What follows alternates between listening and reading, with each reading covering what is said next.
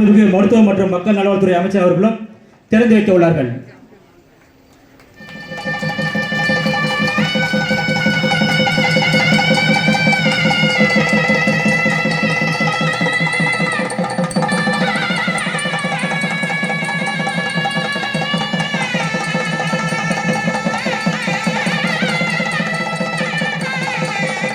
நிகழ்ச்சியில் திட்டவிலக்குறை ஆற்றிய வருகை தருமாறு பொது சுகாதாரம் மற்றும் நோய் தடுப்புத்துறை இயக்குநர் அவர்களை பணிவுடன் கேட்டுக்கொள்கிறேன்.